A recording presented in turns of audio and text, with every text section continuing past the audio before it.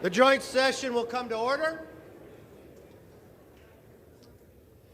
The chair appoints as members of the committee on the part of the House to escort the President of the United States into the chamber: the gentleman from Louisiana, Mr. Scalise; the gentleman from Minnesota, Mr. Emmer; the gentlewoman from New York, Mrs. Stefanik; the gentleman from North Carolina, Mr. Hudson; the gentleman from Alabama, Mr. Palmer; the gentleman from Louisiana, Mr. Johnson; the gentlewoman from Oregon, Mrs. Chavez DeReamer; the gentlewoman from Virginia, Mrs. Kiggins; the gentleman from New York, Mr. Jeffries; the gentlewoman from Massachusetts, Ms. Clark; the gentleman from California, Mr. Aguilar; the gentleman from California, Mr. Liu; the gentlewoman from Washington, Del Bene; the gentleman from South Carolina, Mr. Clyburn; the gentleman from Colorado, Mr. Neguse; and the gentlewoman from California, Mrs. Chu.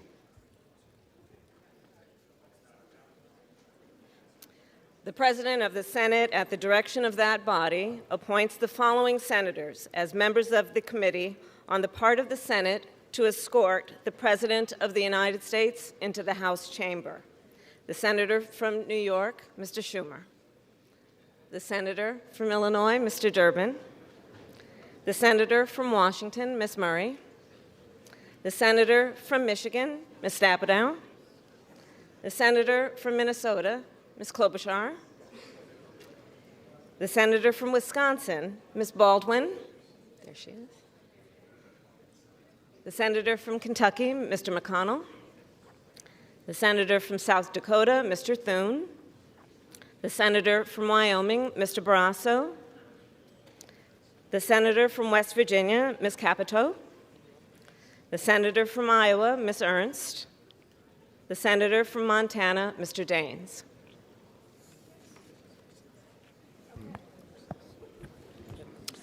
The members of the escort committee will exit the chamber through the lobby doors.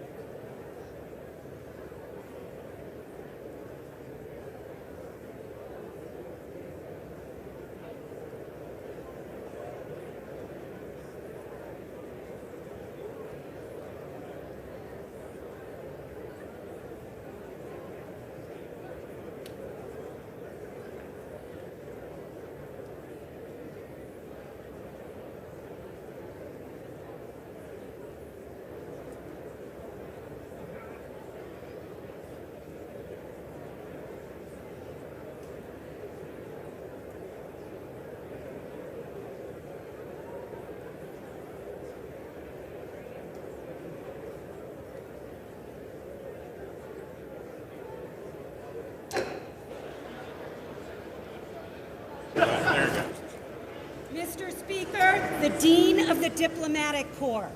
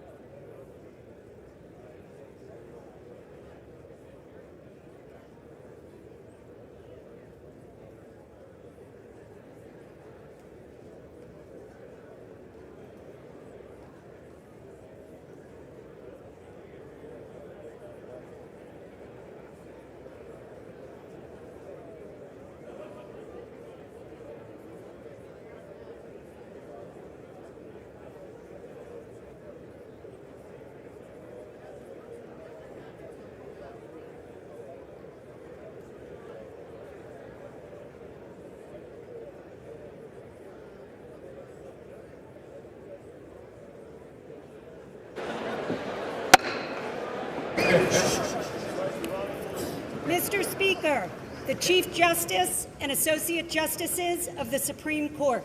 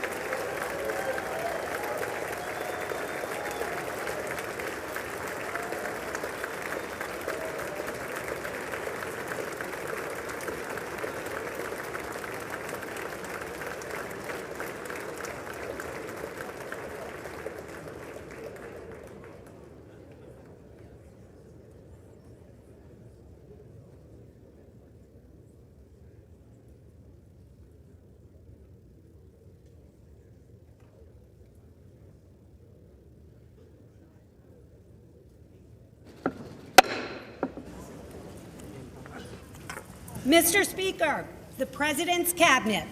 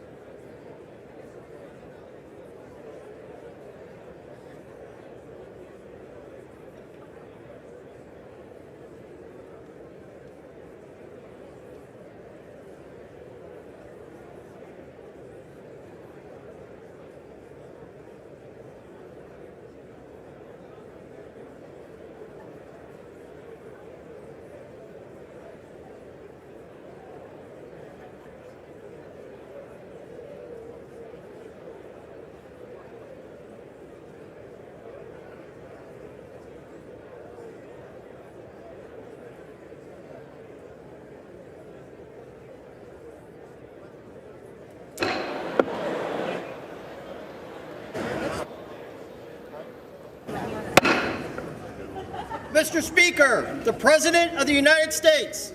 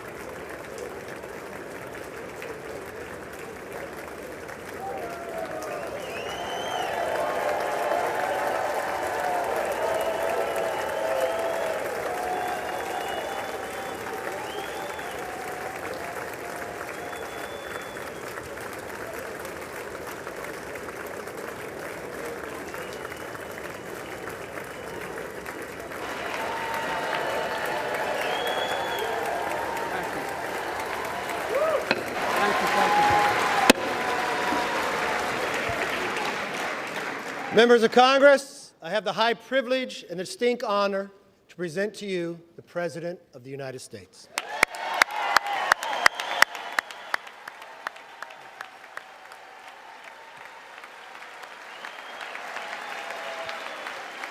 Mr. Speaker. Thank you. You can smile. It's okay. Thank you, thank you, thank you. Thank you. Please.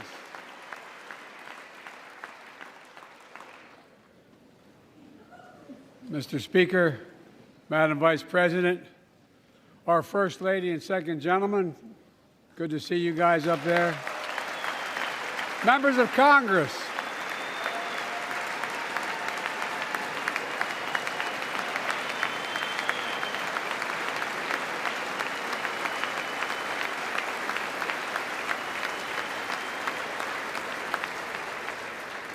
by the way, Chief Justice, I may need a court order. She gets to go to the game tomorrow, next week. I have to stay home. Got to work something out here. Members of the Cabinet, leaders of our military, Chief Justice, Associate Justice, and retired Justice of the Supreme Court, and to you, my fellow Americans. You know, I start tonight by congratulating the 118th Congress and the new Speaker of the House, Kevin McCarthy.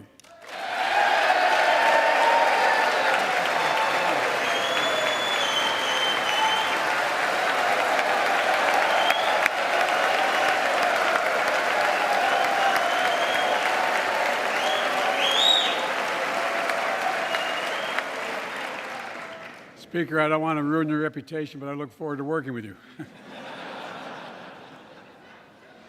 And I want to congratulate the new leader of the House Democrats, the first African-American minority leader in history, Hakeem Jeffries.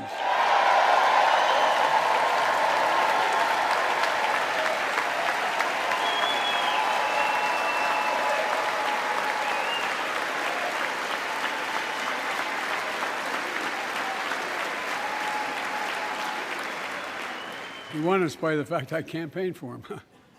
Congratulations to the longest-serving leader in the history of the United States Senate, Mitch McConnell. Where are you, Mitch?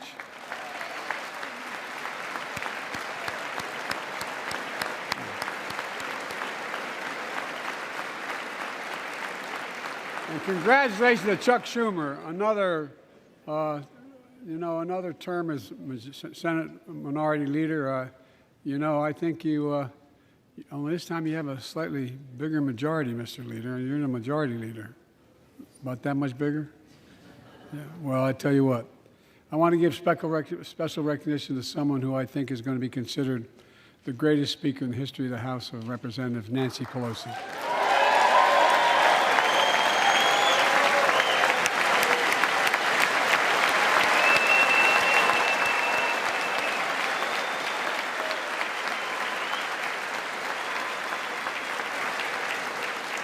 Folks, the story of America is a story of progress and resilience, of always moving forward, of never, ever giving up. It's a story unique among all nations. We're the only country that has emerged from every crisis we've ever entered stronger than we got into it. Look, folks, that's what we're doing again. 2 years ago, the economy was reeling. I stand here tonight after we've created, with the help of many people in this room, 12 million new jobs, more jobs created in 2 years than any president's created in 4 years, because of you all, because of the American people. 2 years ago,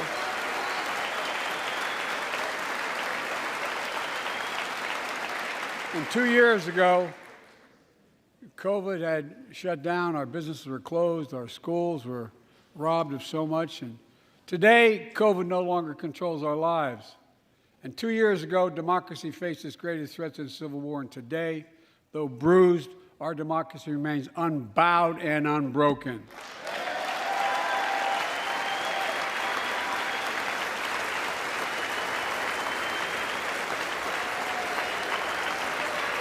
As we gather here tonight, we're writing the next chapter in the great American story, a story of progress and resilience.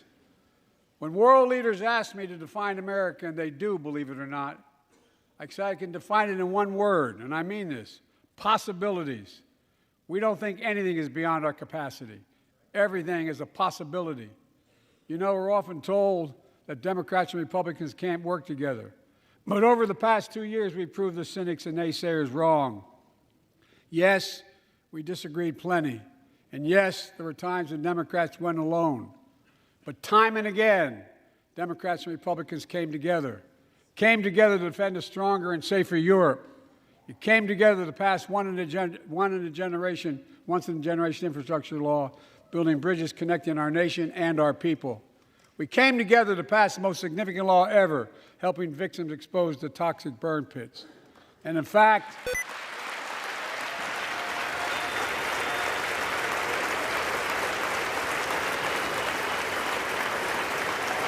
was important.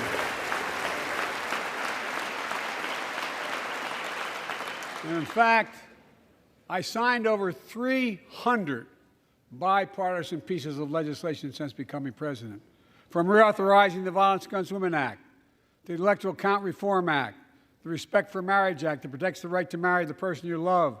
And to my Republican friends, if we could work together the last Congress, there's no reason we can't work together and find consensus on important things in this Congress as well. I think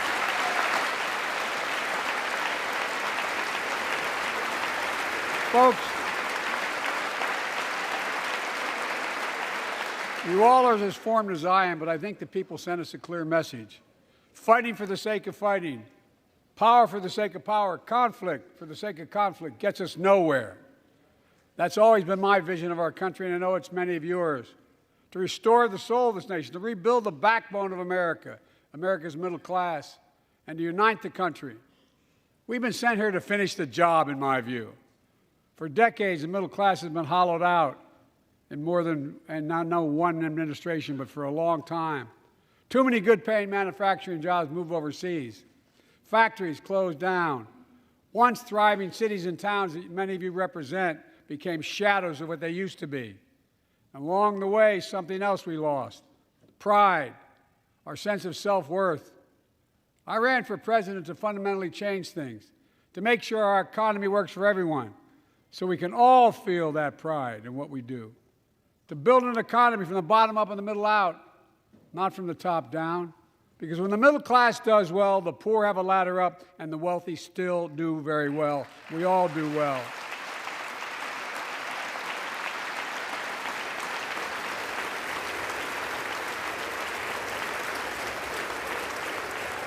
I know a lot of you always kid me for always quoting my dad, but my dad used to say, Joey, a job's about a lot more than a paycheck.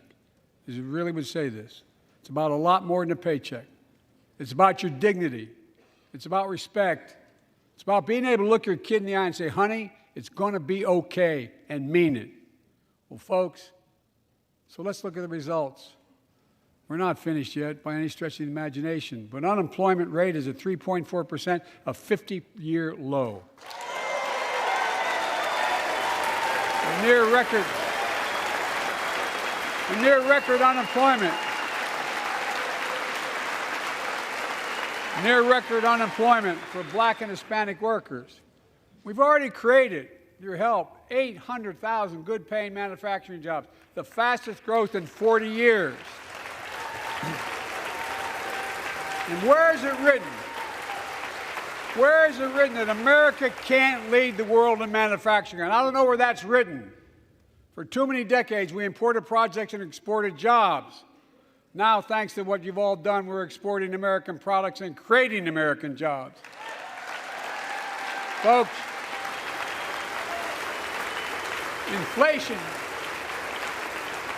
has been a global problem because the pandemic disrupted our supply chains, and Putin's unfair and brutal war in Ukraine disrupted energy supplies as well as food supplies, blocking all that grain in Ukraine. But we're better positioned than any country on earth right now. But we have more to do. But here at home, inflation is coming down. Here at home, gas prices are down $1.50 from their peak. Food inflation is coming down, not fast enough, but coming down. Inflation has fallen every month for the last 6 months, while take-home pay has gone up. Additionally, over the last 2 years, A record 10 million Americans applied to start new businesses. 10 million. And by the way, every time someone starts a small business is an act of hope. And Madam Vice President, I want to thank you for leading that effort to ensure that small businesses have access to capital and the historic laws we enacted that are going to just come into being. Standing here last year, I shared with you a story of American genius and possibilities. Semiconductors, small computer chips the size of a fingerprint that power everything, from cell phones to automobiles and so much more. These chips were invented in America. Let's get that straight. They were invented in America. We used to make 40% of the world's chips. In the last several decades, we lost our edge. We're down to only producing 10%. We all saw what happened during the pandemic when chip factories shut down overseas. Today's automobiles need 3,000 chips, each of those automobiles. But American automobiles couldn't make enough cars because there weren't enough chips. Car prices went up, people got laid off, so did everything from refrigerators to cell phones. We can never let that happen again. That's why we came together to pass the Bipartisan Chips and Science Act.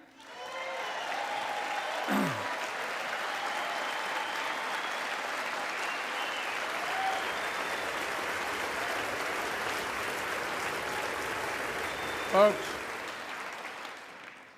I know I've been criticized for saying this, but I'm not changing my view.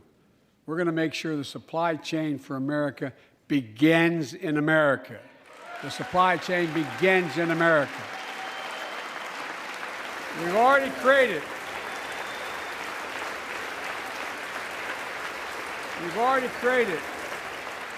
800,000 new manufacturing jobs without this law, before the law kicks in. With this new law, we're going to create hundreds of thousands of new jobs across the country. And I mean all across the country, throughout not just the coast, but through the middle of the country as well. That's going to come from companies that have announced more than $300 billion in investment in American manufacturing over the next few years. Outside of Columbus, Ohio, Intel is building semiconductor factories on 1,000 acres, literally a field of dreams. It's going to create 10,000 jobs, that one investment, 7,000 construction jobs, 3,000 jobs in those factories once they're finished. They call them factories. Jobs paying an average of $130,000 a year, and many do not require a college degree.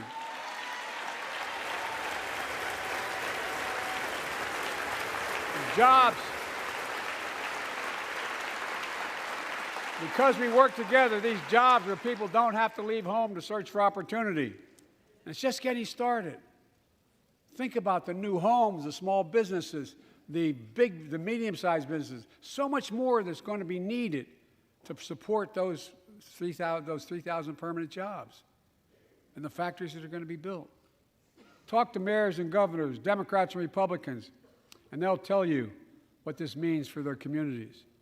We're seeing these field of dreams transform to the heartland. But to maintain the strongest economy in the world, we need the best infrastructure in the world. And folks, as you all know,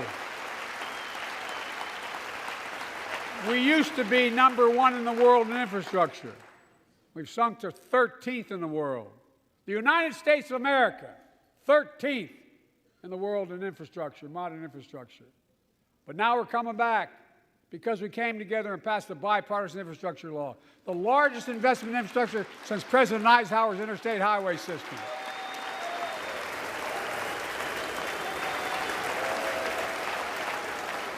And folks, already we've funded over 20,000 projects, including major airports from Boston to Atlanta to Portland. Projects that are going to put thousands of people to work rebuilding our highways, our bridges, our railroads, our tunnels, ports, airports, clean water, high-speed internet, all across America. Urban, rural, tribal. And folks, we're just getting started. We're just getting started. and I mean this sincerely. I want to thank my Republican friends who voted for the law, and my Republican friends who voted against it as well. But I still get asked to fund the projects in those districts as well. But don't worry. I promised I'd be a president for all Americans. We'll fund these projects. And I'll see you at the groundbreaking. Look, this law will further unite all of America. Projects like Brent Spence Bridge in Kentucky over the Ohio River, built 60 years ago, badly needed repairs, one of the nation's most congested freight routes, carrying $2 billion worth of freight every single day across the Ohio River. And folks, we've been talking about fixing it for decades, but we're really finally going to get it done. I went there last month with Democrats and Republicans and from both states to deliver a commitment of $1.6 billion for this project. And while I was there, I met a young woman named Sarah, who's here tonight. I don't know where Sarah is. Is she up in the box? I don't know. Sarah, how are you? Well, Sarah, for 30 years,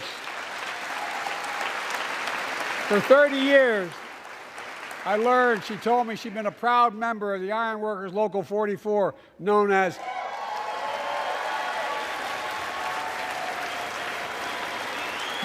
the Cowboys in the Sky. The folks who built Cincinnati's skyline. Sarah said she can't wait to be 10 stories above the Ohio River building that new bridge. God bless her. That's pride. And that's what we're also building. We're building back pride.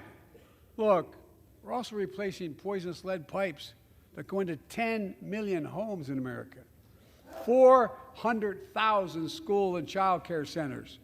So every child in America can drink the water instead of having permanent damage to their brain. Look, we're making sure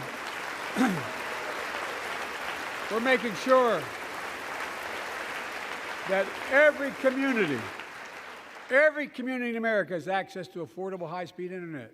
No parent should have to drive by McDonald's parking lot to help them do their homework online with their kids, which many thousands were doing across the country. And when we do these projects, and again I get criticized for this, but I make no excuses for it, we're going to buy American. We're going to buy America. Folks,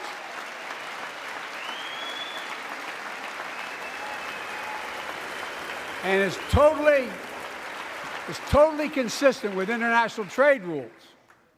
Buy America has been the law since 1933, but for too long, past administrations, Democrat and Republican, have fought to get around it. Not anymore.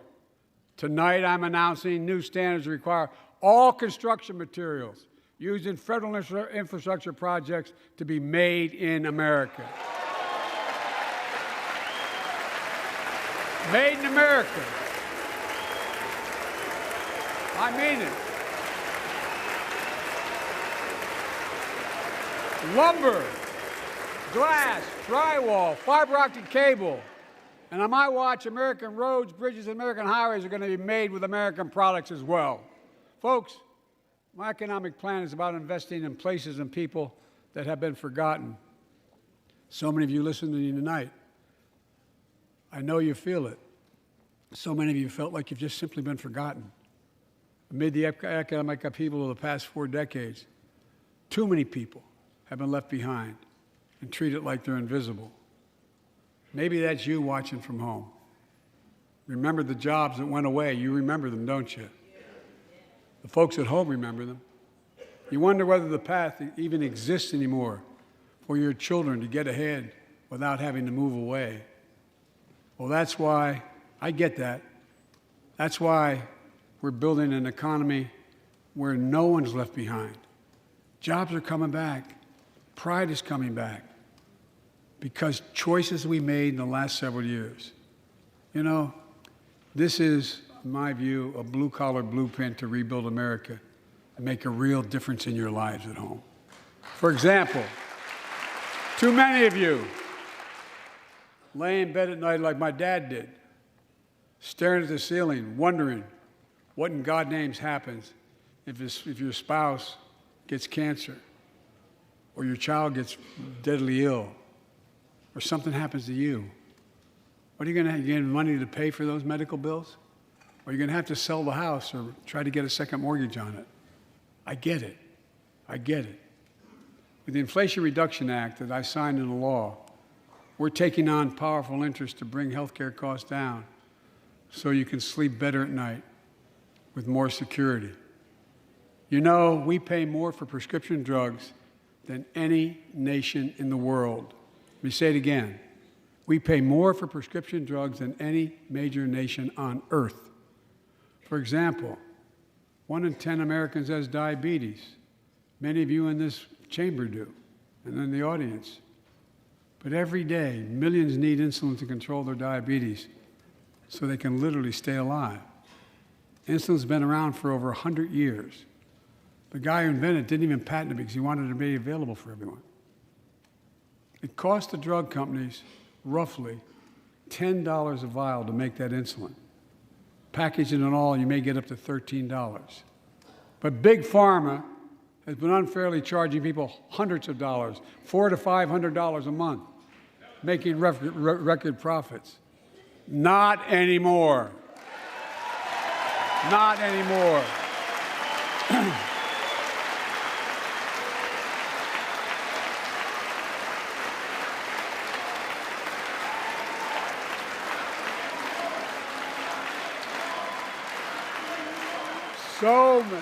So many things that we did are only now coming to fruition. We said we were doing this, and we said we passed a law to do it, but people didn't know because the law didn't take effect until January 1 of this year. We capped the cost of insulin at $35 a month for seniors on Medicare. The people are just finding out. I'm sure you're getting the same calls I'm getting. Look, there are millions of other Americans who do not or are not on Medicare, including 200,000 young people with type 1 diabetes who need this insulin to stay alive. Let's finish the job this time. Let's cap the cost of insulin for everybody at $35.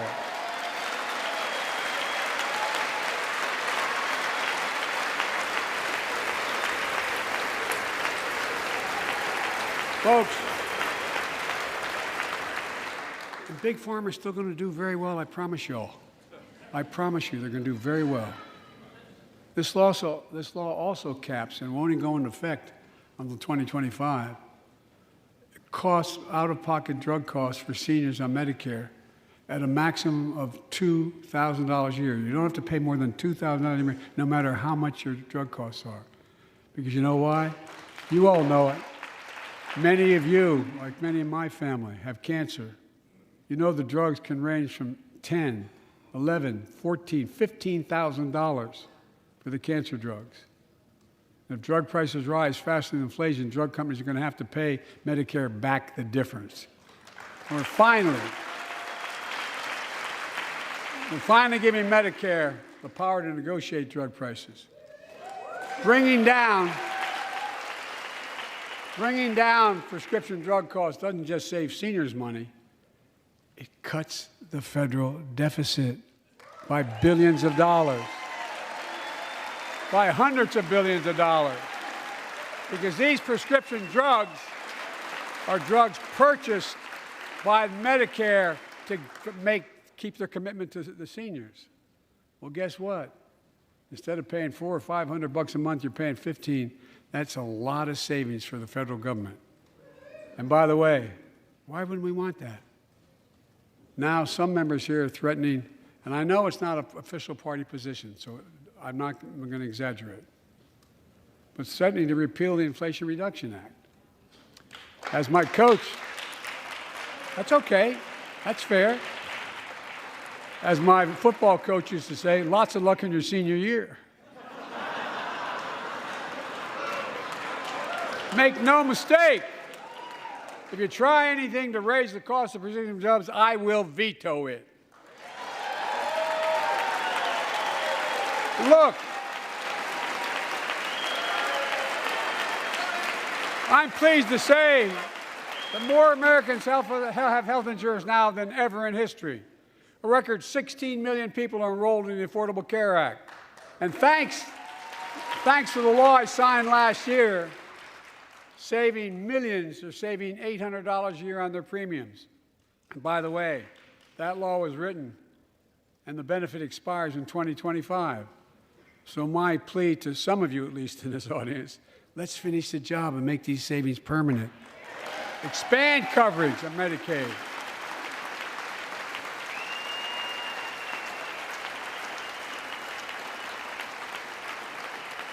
Look, the Inflation Reduction Act is also the most significant investment ever in climate change.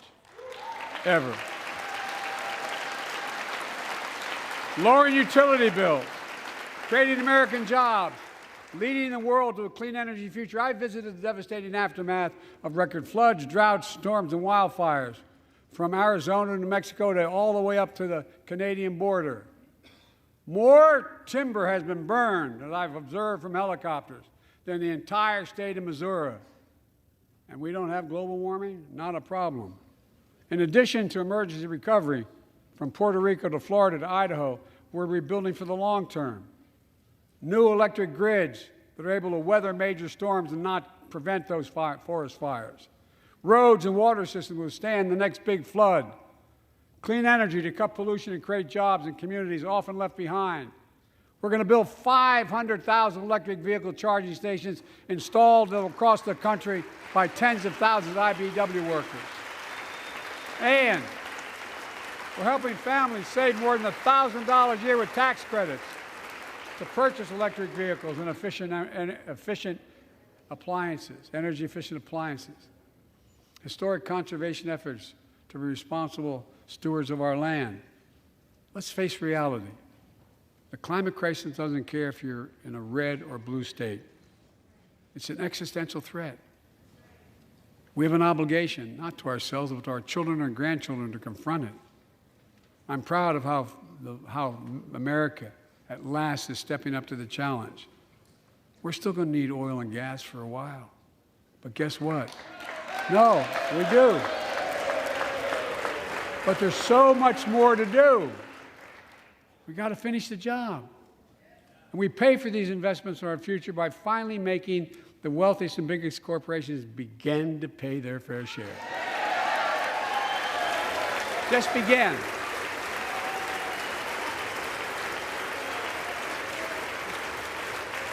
Look, I'm a capitalist. But pay your fair share. I think a lot of you at home agree with me and many people that you know.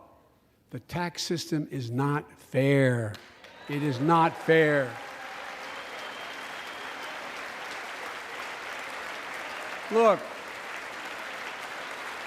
the idea that in 2020, 55 of the largest corporations in America, the Fortune 500, made $40 billion in profits and paid zero in federal taxes? Zero? Folks, it's simply not fair. But now, because of the law I signed, billion-dollar companies have to pay a minimum of 15%. God love them. 15%. That's less than a nurse pays.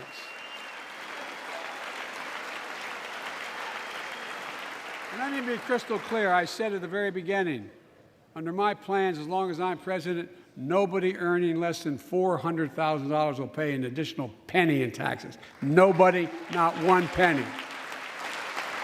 But let's finish the job. There's more to do. We have to reward work, not just wealth. Pass my proposal for the billionaire minimum tax. You know, there's 1,000 billionaires in America. It's up from about 600 in the beginning of the term. But no billionaire should be paying a lower tax rate than a school teacher or firefighter. I mean it. Think about it.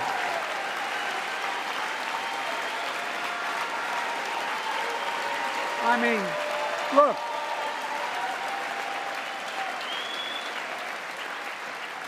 I know you aren't enthusiastic about that, but think about it.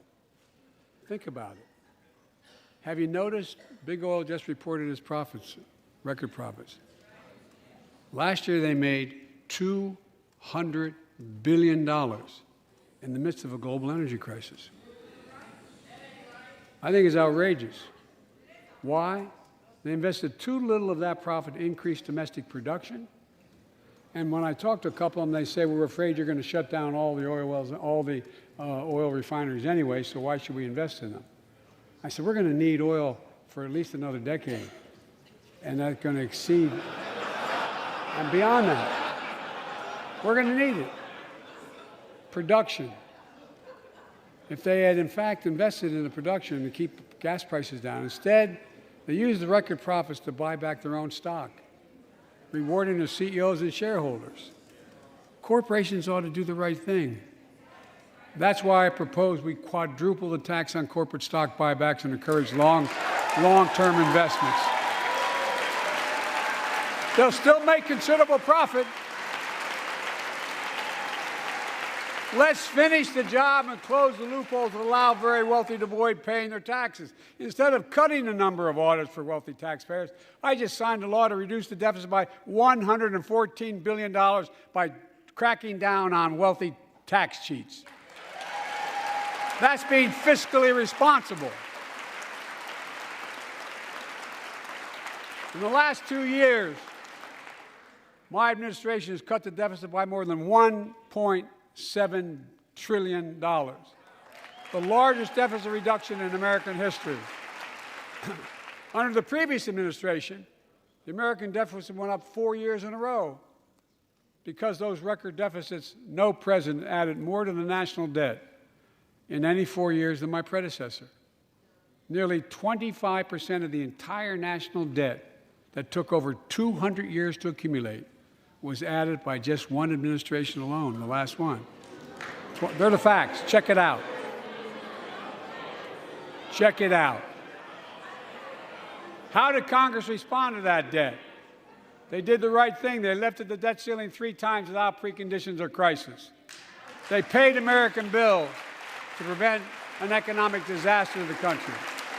So tonight I'm asking the Congress to follow suit. Let's commit here tonight to the full faith and credit of the United States of America will never, ever be questioned. Some of my Republican friends want to take the economy hostage. I get it, unless I agree to their economic plans. All of you at home should know what those plans are. Instead of making the wealthy pay their fair share, some Republicans want Medicare and Social Security to sunset. I'm not saying it's a majority.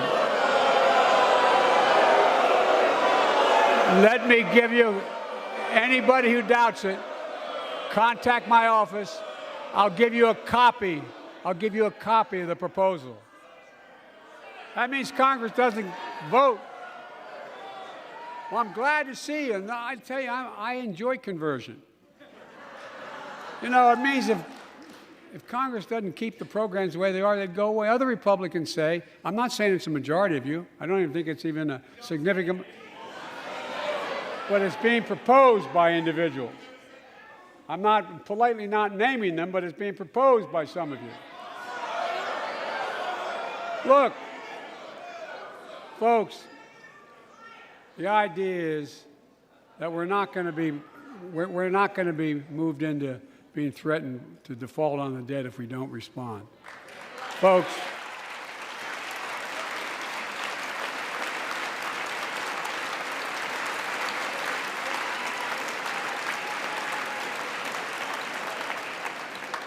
Folks, as we all apparently agree, Social Security and Medicare is off the books now, right? They're not to be started. All right. I'm ready. We got unanimity.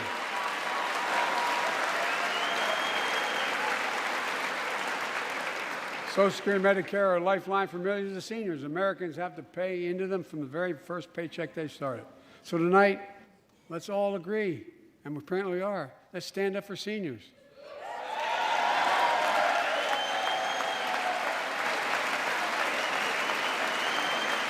Stand up and show them.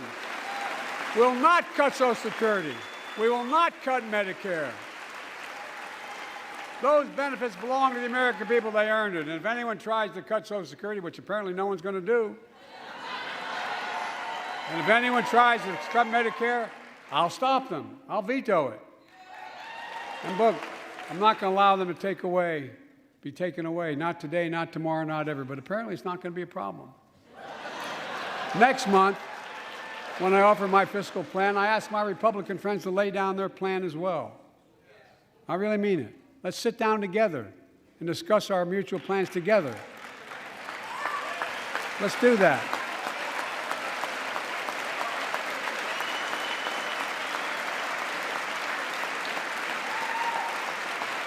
I can tell you, the plan I'm going to show you is going to cut the deficit by another $2 trillion. And it won't cut a single bit of Medicare or Social Security. In fact, we're going to extend the Medicare Trust Fund at least 2 decades, because that's going to be the next argument. How do we keep it solvent, right? Well, we'll not raise tax on anyone making under 400 grand, but we'll pay for it the way we talked about tonight, by making sure that the wealthy and big corporations pay their fair share. Look. Here's the deal. They aren't just taking advantage of the tax code. They're taking advantage of you, the American consumer. Here's my message to all of you out there. I have your back. We're already preventing Americans from receiving surprise medical bills, stopping $1 billion surprise bills per month so far. We're protecting seniors' life savings by cracking down on nursing homes that commit fraud, endanger patient safety, prescribe drugs that are not needed. Millions of Americans can now save thousands of dollars because they can finally get a hearing aid over the counter without a prescription. Look, capitalism without competition is not capitalism. It's extortion. It's exploitation. Last year, I cracked down with the help of many of you on foreign shipping companies that were making you pay higher prices for every good coming into the country. I signed a bipartisan bill that cut shipping costs by 90%, helping American farmers, businessmen, and consumers. Let's finish the job. Pass the bipartisan legislation to strengthen antitrust enforcement and prevent big online platforms from giving their own products an unfair advantage.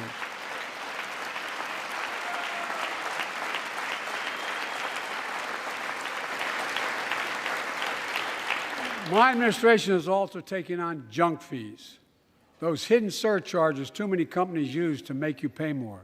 For example, we're making airlines show you the full ticket price up front, refund your money if your flight is canceled or delayed.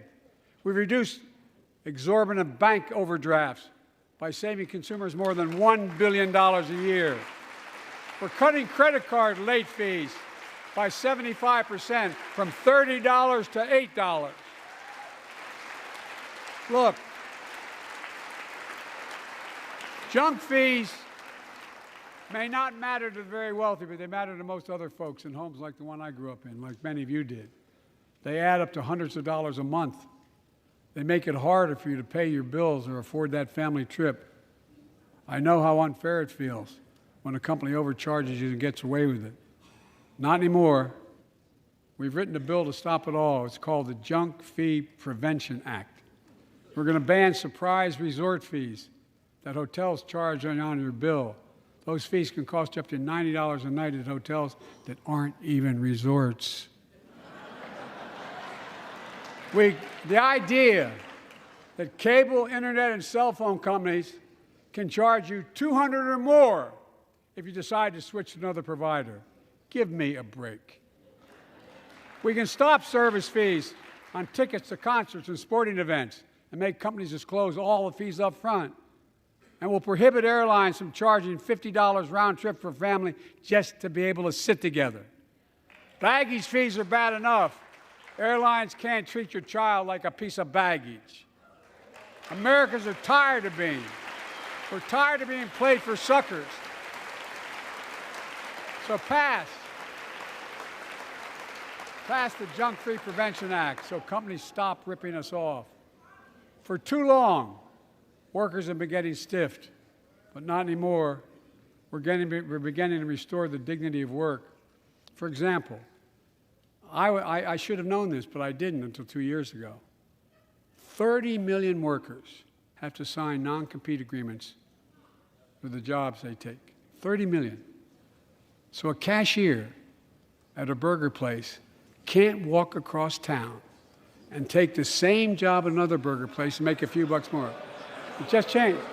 But they just changed it because we exposed it. That was part of the deal, guys. Look it up. But not anymore. We're banning those agreements, so companies have to compete for workers and pay them what they're worth.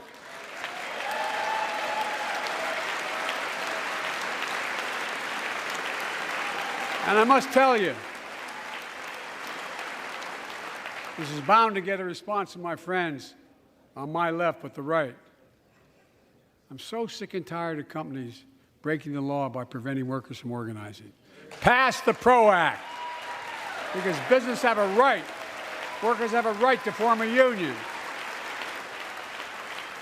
And let's guarantee all workers have a living wage. Let's make sure working parents can afford to raise a family with sick days, paid family medical leave, affordable child care. That's going to enable millions of more people to go and stay at work. And let's restore the full child tax credit, which gave tens of millions of parents some breathing room and cut child poverty in half to the lowest level in history. And by the way, when we do all these things, we increase productivity. We increase economic growth. So let's finish the job and get more families access to affordable, quality housing. Let's get seniors who want to stay in their homes the care they need to do so. Let's give more breathing room to millions of family caregivers looking after their loved ones. Pass my plan so we get seniors and people with disabilities the home care and services they need. And support the workers who are doing God's work. These plans are fully paid for, and we can afford to do them. Restoring the dignity of work means making education an affordable ticket to the middle class. You know, when we made public education, 12 years of it, universal in the last century, we made the best educated, best paid, we became the best educated, best paid nation in the world. But the rest of the world's caught up. It's caught up. Jill, my wife, who teaches full-time, has an expression. I hope I get it right, kid. Any nation that out-educates us is going to out-compete us. Any nation that out-educates is going to out-compete us. Folks, we all know 12 years of education is not enough to win the economic competition of the 21st century. We want to have the best educated workforce. Let's finish the job by providing access to preschool for 3 and 4 years old. Studies show that children who go to preschool are nearly 50% more likely to finish high school and go on to earn a 2- or 4-year degree, no matter their background they came from. Let's give public school teachers a raise.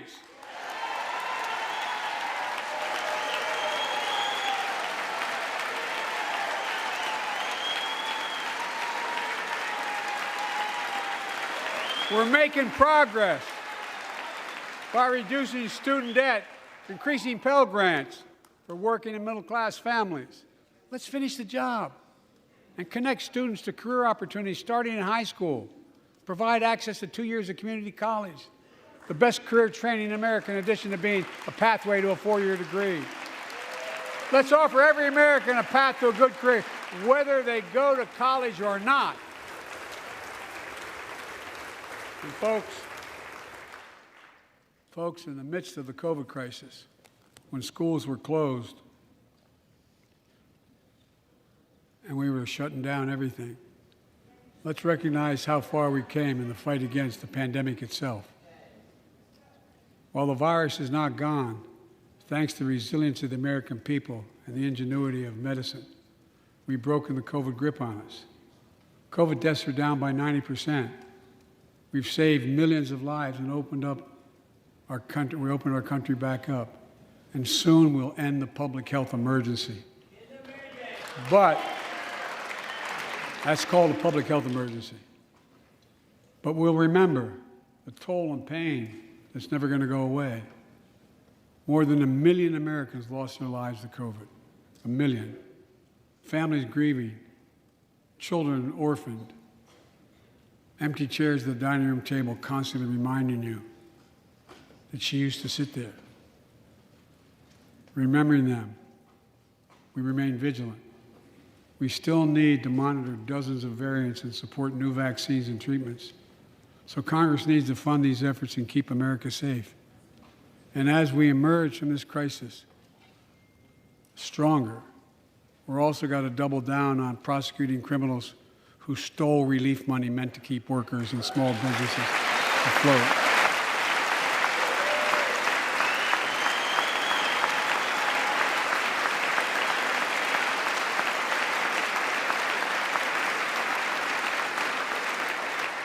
Before I came to office, you remember, during that campaign, the big issue was about inspector generals who would protect taxpayers' dollars who were sidelined. They were fired. Many people said we don't need them. And fraud became rampant. Last year, I told you the watchdogs are back. Since then, we've recovered billions of taxpayers' dollars. Now let's triple the anti-fraud strike force going after these criminals, double the statute of limitations on these crimes, and crack down on identity fraud by criminal syndicates stealing billions of dollars from the American people. And the data shows that for every dollar we put into fighting fraud, the taxpayers get back at least 10 times as much. It matters. It matters. Look, COVID left its scars, like the spike in violent crime in 2020, the first year of the pandemic. We have an obligation to make sure all people are safe. Public safety depends on public trust, as all of us know. But too often that trust is violated. Joining us tonight are the parents of Tyree Nichols. Welcome.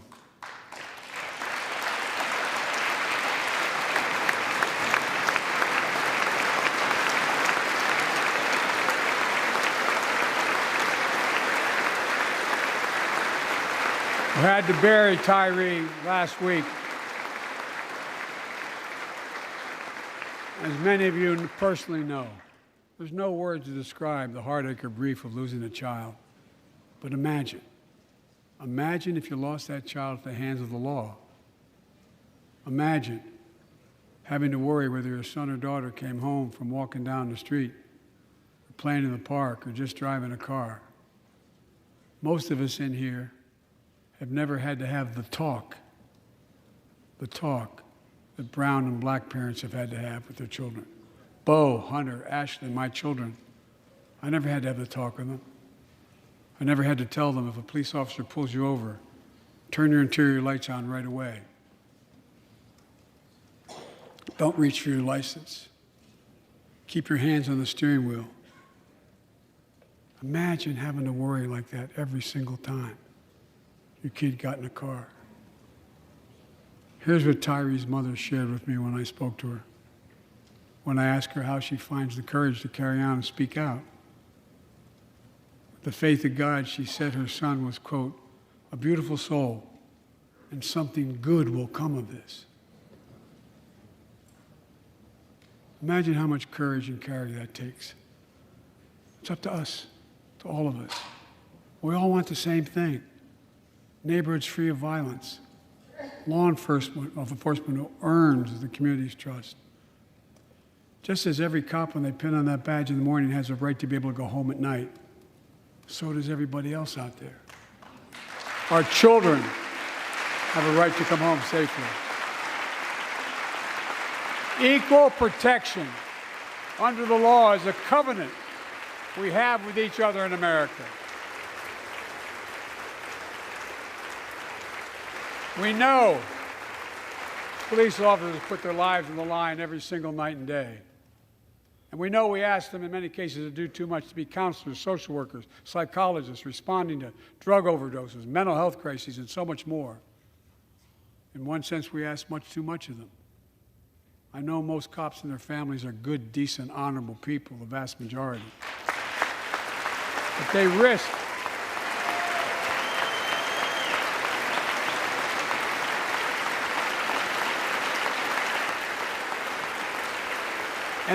their lives every time they put that shield on.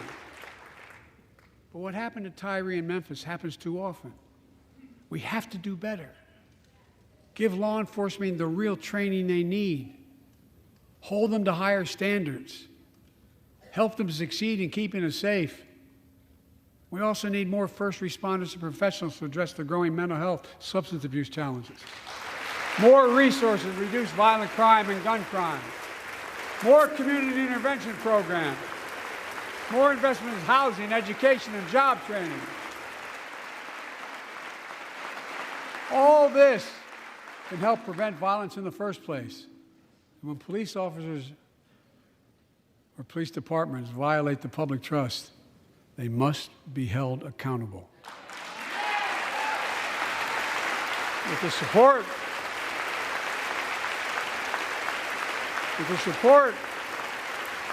of the families of victims, civil rights groups, and law enforcement, I signed an executive order for all federal officers, banning chokeholds, restricting no-knock warrants, and other key elements of the George Floyd Act. Let's commit ourselves to make the words of Tyler's mom true. Something good must come from this. Something good. And all of us,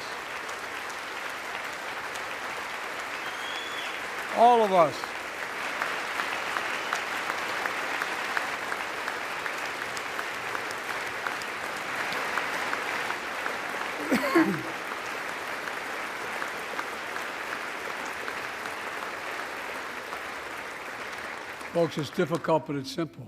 All of us in this chamber, we need to rise to this moment. We can't turn away. Let's do what we know in our hearts that we need to do. Let's come together to finish the job on police reform. Do something. Do something. That was the plea of parents who lost their children in Uvalde. I met with every one of them. Do something about gun violence. Thank God. Thank God we did. Passing the most sweeping gun safety law in 3 decades. That includes things like that the majority of responsible gun owners already support, enhanced background checks for 18 to 21 years old, red flag laws, keeping guns out of the hands of people who are a danger to themselves and others. But we know our work is not done.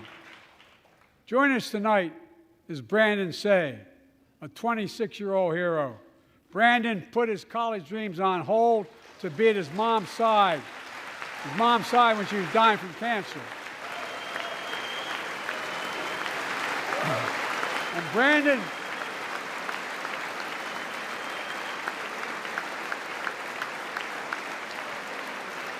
Brandon now works at a dance studio started by his grandparents.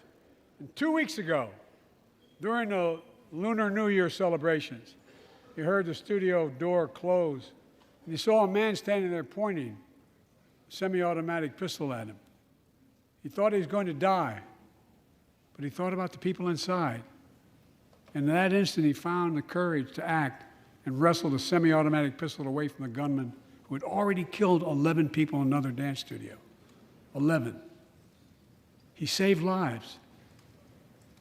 It's time we do the same. Ban assault weapons now. Ban them now. Once and for all.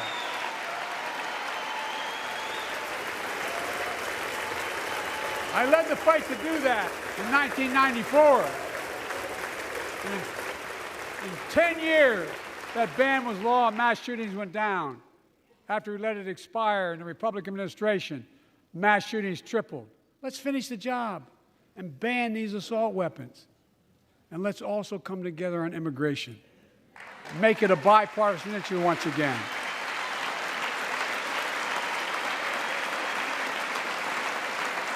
We know we now have a record number of personnel working to secure the border, arresting 8,000 human smugglers, seizing over 23,000 pounds of fentanyl in just the last several months.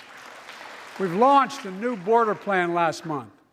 Unlawful migration from Cuba, Haiti, Nicaragua, and Venezuela has come down 97% as a consequence of that. But American border problems won't be fixed until Congress acts. If we don't pass my comprehensive immigration reform, at least pass my plan to provide the equipment and officers to secure the border.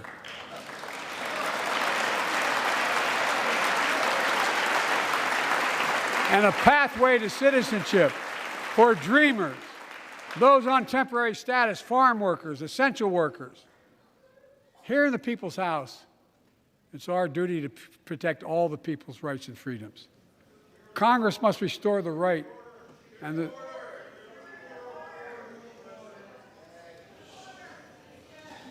Congress must restore the right that was taken away in Roe v. Wade and protect Roe v. Wade.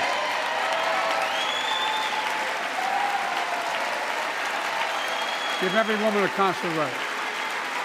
The Vice President and I are doing everything to protect access to reproductive health care and safeguard patient safety. But already more than a dozen states are enforcing extreme abortion bans. Make no mistake about it. If Congress passes a national ban, I will veto it. But let's also pass the Bipartisan Equality Act to ensure LGBTQ Americans, especially transgender young people, can live with safety and dignity. Our strength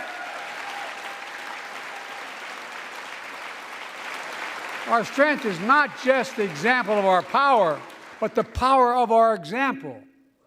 Let's remember the world's watching. I spoke in this chamber 1 year ago, just days after Vladimir Putin unleashed his brutal attack against Ukraine. A murderous assault, evoking images of death and destruction Europe suffered in World War II.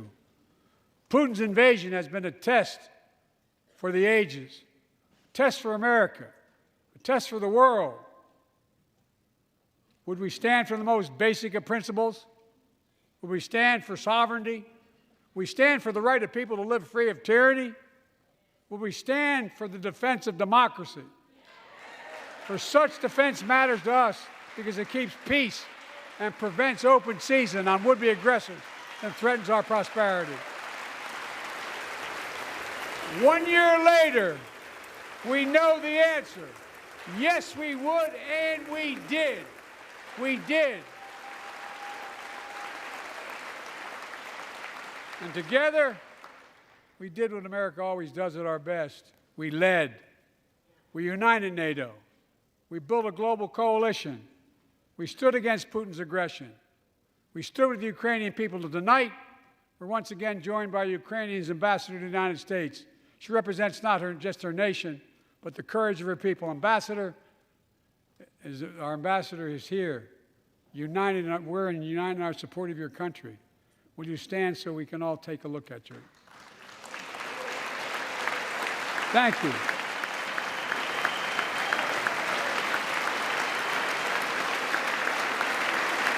Because we're going to stand with you as long as it takes.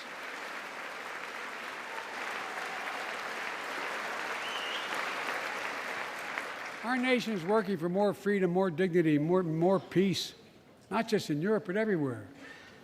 Before I came to office, the story was about how the People's Republic of China was increasing its power and America was failing in the world. Not anymore. We made clear, and I made clear in my personal conversations, which have been many, with President Xi, that we seek competition, not conflict. But I will make no apologies that we're investing to make America stronger. Investing in American innovation and industries that will define the future that China intends to be dominated. Investing in our alliances and working with our allies to protect advanced technologies so they will not be used against us. Modernizing our military to safeguard stability and deter aggression.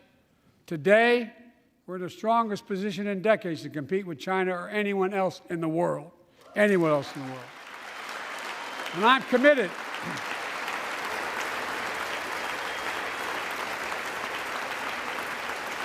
I'm committed to work with China where we can advance American interests and benefit the world. But make no mistake about it.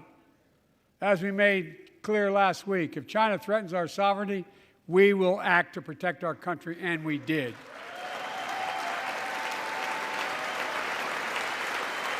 Look, let's be clear. Winning the competition should unite all of us. We face serious challenges across the world. But in the past 2 years, democracies have become stronger, not weaker. Autocracies have grown weaker, not stronger. Name me a world leader who changed places with Xi Jinping. Name me one. Name me one. America's rallying the world to meet those challenges, from climate to global health, to food insecurity, to terrorism, to territorial aggression. Allies are stepping up, spending more, and doing more. Look, the bridges we're forming between partners in the Pacific and those in the Atlantic, and those who bet against America are learning how wrong they are. It's never, ever been a good bet to bet against America. Never.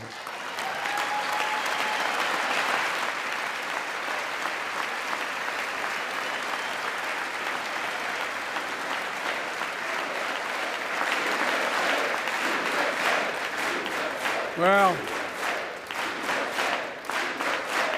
when I came to office, most assured that bipartisanship assumed was impossible, but never believed it. That's why a year ago I offered a unity agenda to the nation as I stood here. We made real progress together. We passed a law making it easy for doctors to prescribe effective treatments for opioid addiction. We passed the gun safety law, making historic investments in mental health. We launched the ARPA-H drive for breakthrough in the fights against cancer, Alzheimer's, and diabetes, and so much more. We passed the Heath Robinson PACT Act, named after the late Iraq War veteran whose story about exposure to toxic burn kits I shared here last year.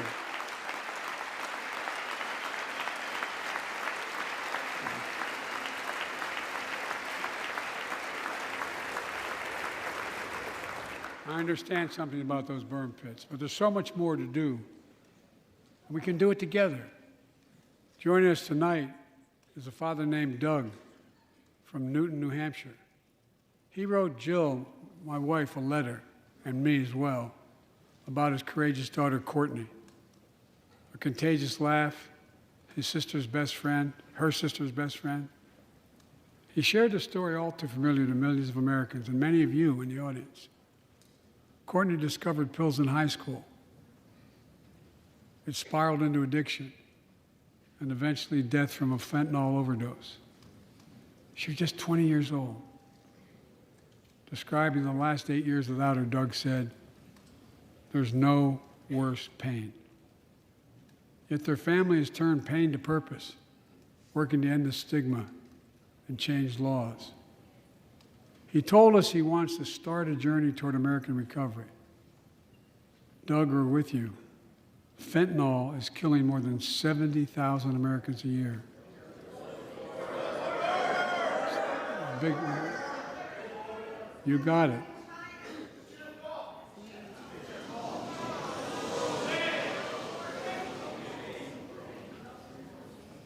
So let's launch a major surge to stop fentanyl production and the sale and trafficking, with more drug detection machines, inspection cargo, stop pills and powder at the border.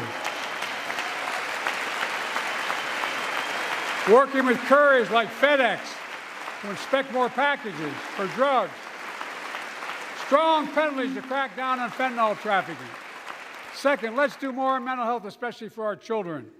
When millions of young people are struggling with bullying, violence, trauma, we owe them greater access to mental health care at their schools. We must finally hold social media companies accountable for experimenting they're doing running children for profit. There's time to pass bipartisan legislation to stop big tech from collecting personal data on our kids and teenagers online, ban targeted advertising to children, and impose stricter limits on the personal data that companies collect on all of us. Third, let's do more to keep this nation's one truly sacred obligation, to equip those we send into harm's way and care for them and their families when they come home. Job training, job placement for veterans and their spouses as they come to return to civilian life. Helping veterans afford the rent, because no one should be homeless in America, especially someone who served the country.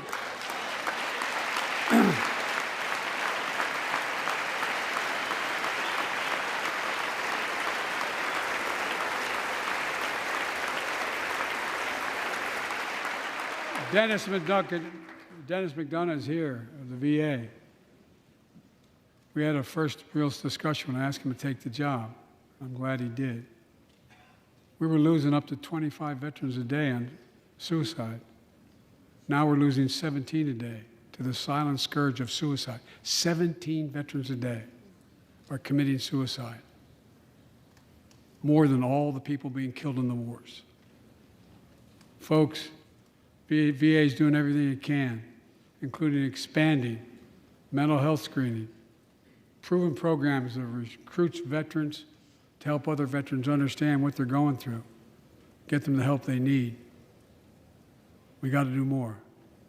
And fourth, last year, Jill and I reignited the cancer moonshot that I was able to start with President Obama asked me to lead our administration on this issue. Our goal is to cut the cancer death rates at least by 50% in the next 25 years. Turn more cancers from death sentences to treatable diseases. Provide more support for patients and their families. It's personal to so many of us in this audience. Joining us are Morris and Candice, an Irishman and the daughter of immigrants from Panama. They met and fell in love in New York City and got married in the same chapel Jill and I got married in New York City. Kindred spirits. He wrote us a letter about his little daughter, Ava, and I saw her just before I came over. She was just a year old when she was diagnosed with rare kidney disease, cancer. After 26 blood transfusions, 11 rounds of radiation, 8 rounds of chemo, 1 kidney removed, giving a 5% survival rate. He wrote how in the darkest moments he thought, if she goes, I can't stay. Many of you have been through that as well. Jill and I understand that like so many of you. And he read Jill's book describing our family's cancer journey and how we tried to steal moments of joy where we could with Bo.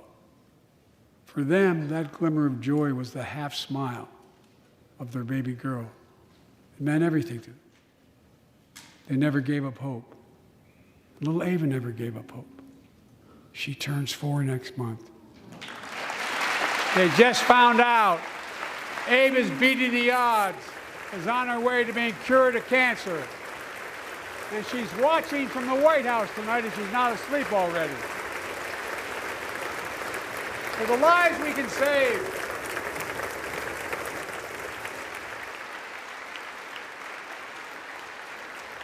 For the lives we can save and the lives we've lost, let this be a truly American moment that rallies the country and the world together and proves that we can still do big things. 20 years ago, under the leadership of President Bush and countless advocates and champions, he undertook a bipartisan effort through PEPFAR to transform the global fight against HIV/AIDS. It's been a huge success. He thought big. He thought large. He moved. I believe we can do the same thing with cancer.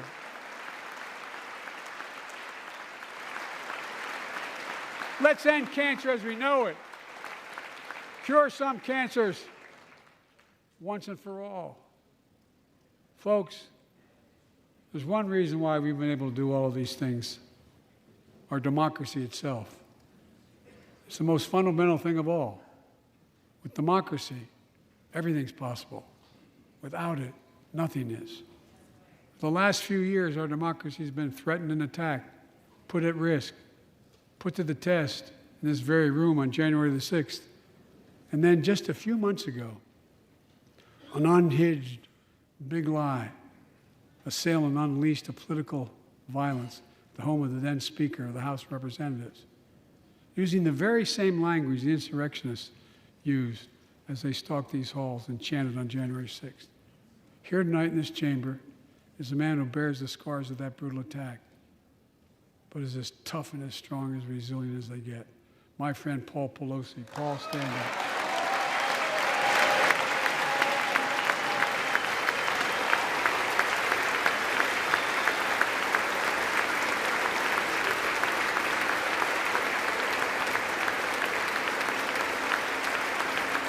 But such a heinous act should have never happened. We must all speak out. There's no place for political violence in America. We have to protect the right to vote, not suppress that fundamental right. Honor the results of our elections, not subvert the will of the people. We have to uphold the rule of law and restore trust in our institutions of democracy. And we must give hate and extremism in any form no safe harbor.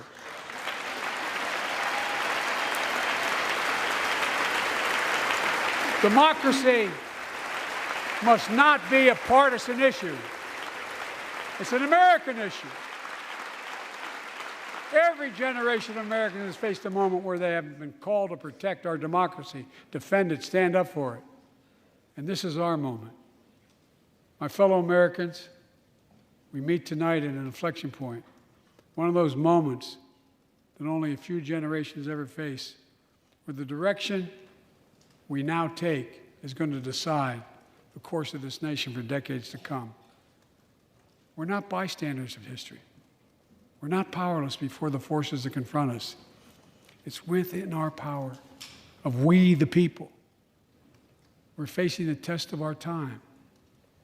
We have to be the nation we've always been at our best, optimistic, hopeful, forward-looking. A nation that embraces light over dark, hope over fear, unity over division, stability over chaos. We have to see each other not as enemies, but as fellow Americans. We're good people. The only nation in the world built on an idea, the only one.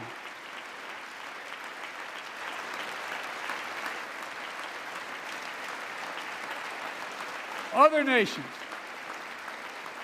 are defined by geography, ethnicity, but we're the only nation based on an idea that all of us, every one of us, is created equal in the image of God. A nation that stands as a beacon of the world. A nation in a new age of possibilities. So I've come to fulfill my constitutional obligation to report in the State of the Union. And here's my report.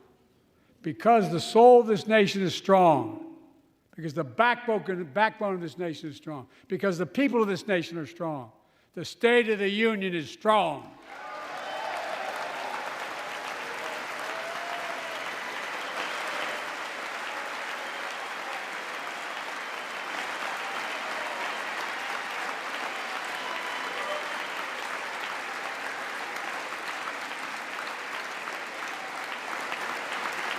I'm not new to this place. I stand here tonight having served as long as about any one of you have ever served here. But I've never been more optimistic about our future, about the future of America. We just have to remember who we are. We're the United States of America, and there's nothing beyond our capacity if we do it together. God bless you all, and may God protect our troops. Thank you.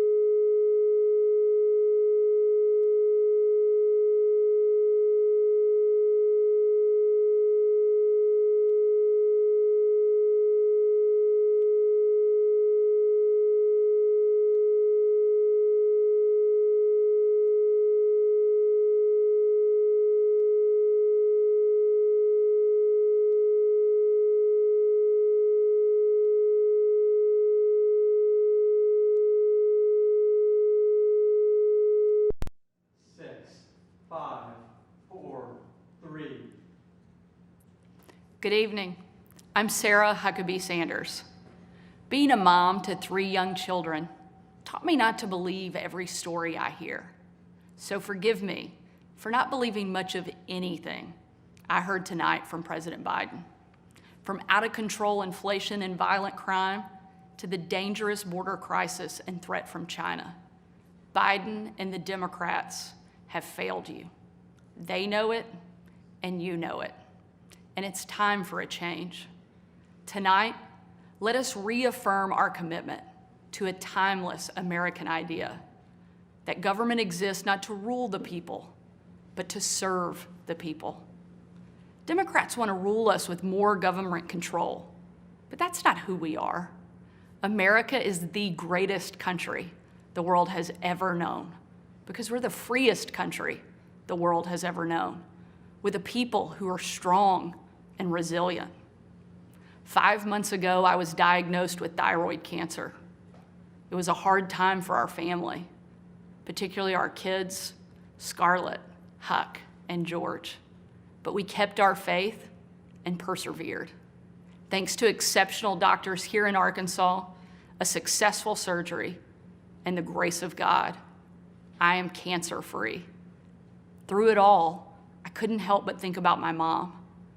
She was 20 years old and in her first year of marriage when she was diagnosed with spinal cancer. The doctors told her she might not live, and if she did live, they said she'd never walk again. And if she did walk, she'd definitely never have children. The daughter she was told she'd never have was just sworn in as the new governor of Arkansas and is speaking to you tonight. Adversity and fear of the unknown can paralyze us, but faith propels us to charge boldly ahead. We can't stand still in the face of great challenges. You and I were put on this earth for such a time as this, to charge boldly ahead. I'll be the first to admit, President Biden and I don't have a lot in common. I'm for freedom, he's for government control. At 40, I'm the youngest governor in the country. And at 80, he's the oldest president in American history. I'm the first woman to lead my state, and he's the first man to surrender his presidency to a woke mob that can't even tell you what a woman is. In the radical left's America, Washington taxes you and lights your hard-earned money on fire. But you get crushed with high gas prices, empty grocery shelves, and our children are taught to hate one another on account of their race, but not to love one another or our great country. Whether Joe Biden believes this madness or is simply too weak to resist it, his administration has been completely hijacked by the radical left. The dividing line in America is no longer between right or left. The choice is between normal or crazy. It's time for a new generation of Republican leadership. Upon taking office just a few weeks ago, I signed executive orders to ban CRT, racism, and indoctrination in our schools, eliminate the use of derogatory term Latinx in our government, repealed COVID orders, and said never again to authoritarian mandates and shutdowns. Americans want common sense from their leaders, but in Washington, the Biden administration is doubling down on crazy. President Biden inherited the fastest economic recovery on record, the most secure border in history, cheap, abundant, homegrown energy, fast rising wages, a rebuilt military, and a world that was stable and at peace. But over the last 2 years, Democrats destroyed it all. Despite Democrats' trillions in reckless spending and mountains of debt, we now have the worst border crisis in American history. As a mom, my heart breaks for every parent who has lost a son or daughter to addiction. 100,000 Americans a year are now killed from drug overdoses, largely from fentanyl pouring across our southern border. Yet the Biden administration refuses to secure the border and save American lives. And after years of Democrat attacks on law enforcement and calls to defund the police, violent criminals roam free, while law-abiding families live in fear. Beyond our border, from Afghanistan to Ukraine, from North Korea to Iran, President Biden's weakness puts our nation and the world at risk. And the president's refusal to stand up to China, our most formidable adversary, is dangerous and unacceptable. President Biden is unwilling to defend our border, defend our skies, and defend our people. He is simply unfit to serve as commander-in-chief. And while you reap the consequences of their failures, the Biden administration seems more interested in woke fantasies than the hard reality Americans face every day. Most Americans simply want to live their lives in freedom and peace. But we are under attack in a left-wing culture war we didn't start and never wanted to fight. Every day we are told we must partake in their rituals, salute their flags, and worship their false idols, all while big government colludes with big tech to strip away the most American thing there is, your freedom of speech. That's not normal. It's crazy, and it's wrong. Make no mistake, Republicans will not surrender this fight. We will lead with courage and do what's right, not what's politically correct or convenient. Republicans believe in an America where strong families thrive in safe communities, where jobs are abundant and paychecks are rising, where the freedom our veterans shed their blood to defend is the birthright of every man, woman, and child. These are the principles Republican governors are fighting for, and in Washington, under the leadership of Senate Republicans and Speaker Kevin McCarthy, we will hold the Biden administration accountable. Down the street from where I sit is my alma mater, Little Rock Central High. As a student there, I will never forget watching my dad, Governor Mike Huckabee, and President Bill Clinton hold the doors open to the Little Rock Nine. Doors that 40 years earlier had been closed to them because they were Black. Today, those children once barred from the schoolhouse are now heroes memorialized in bronze at our State House. I'm proud of the progress our country has made, and I believe giving every child access to a quality education, regardless of their race or income, is the civil rights issue of our day. Tomorrow, I will unveil an education package that will be the most far-reaching, bold, conservative education reform in the country. My plan empowers parents with real choices, improves literacy and career readiness, and helps put a good teacher in every classroom by increasing their starting salary from one of the lowest to one of the highest in the nation. Here in Arkansas and across America, Republicans are working to end the policy of trapping kids in failing schools and sentencing them to a lifetime of poverty. We will educate, not indoctrinate our kids, and put students on a path to success. It's time for a new generation to lead. This is our moment. This is our opportunity. A new generation born in the waning decades of the last century, shaped by economic booms and stock market busts, forged by the triumph of the Cold War and the tragedy of 9/11. A generation brimming with passion and new ideas to solve age-old problems. A generation moored to our deepest values and oldest traditions, yet unafraid to challenge the present order and find a better way forward. If we seize this moment together, America can once again be the land of the free and the home of the brave. During my 2.5 years at the White House, I traveled on every foreign trip with the president.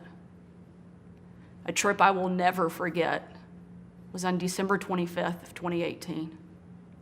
My husband Brian and I had just cleaned up wrapping paper that was shoved into every corner of our house, thanks to our 3 kids.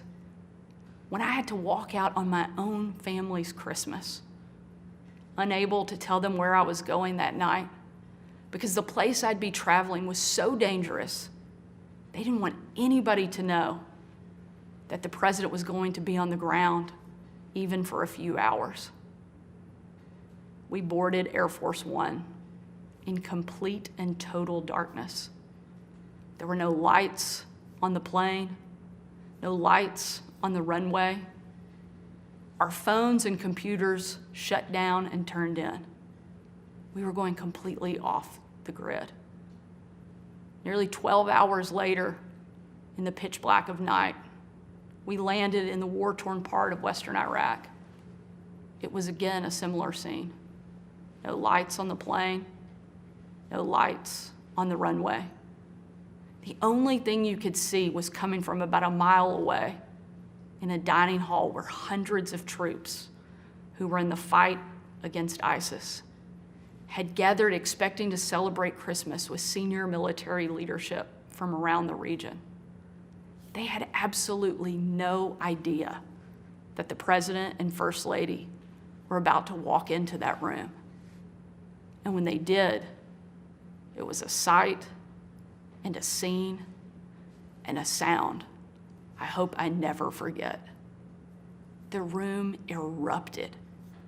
Men and women from every race, religion, and region, every political party, every demographic you can imagine, started chanting in perfect unison over and over and over again, USA, USA, USA.